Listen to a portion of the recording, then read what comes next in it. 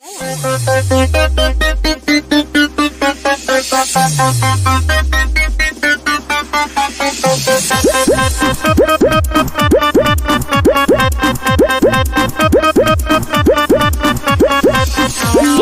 by PM Bihari. सासा के आइल बाड़ू नाचेला बंगाल से, पागल बनौले बाड़ू गोरे गोरे गाल से। केहू नहीं बाचल तोरा लव वाला चाल से, हम दीवाना बानी फूला फूला बाल से। आओ एने फीस दी गलिया पकीस ली, खोद के चुसाई 10 ढोरी खाती 20 दी। सासा के आइल बाड़ू नाचेला बंगाल से, पागल बनौले बाड़ू गोरे गोरे गाल से। केहू नहीं बाचल तोरा लव वाला चाल से, हम दीवाना बानी फूला फूला बाल से। आओ एने फीस दी गलिया पकीस ली, खोद के चुसाई 10 ढोरी खाती 20 दी।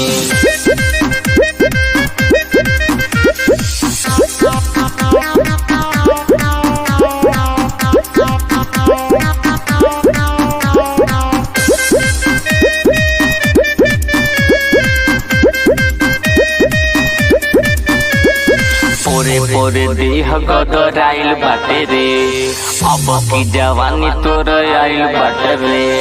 भीतरी ले अगिया लहकल बाटे रे, देखिए के मनवा सनकल बाटे रे। आओ एने फीस दी गलिया पे मिस दी, खोद के चुसाई 10 ढोरी खाती 20 दी।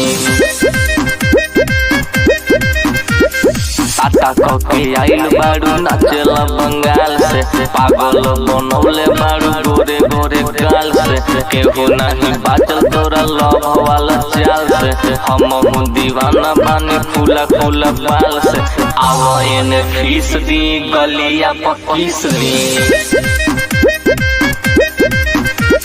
खोद के चुसाई 10 ढोरी खाती 20 दी। Recording by Magadiya Music, Manpur Block, Gaya.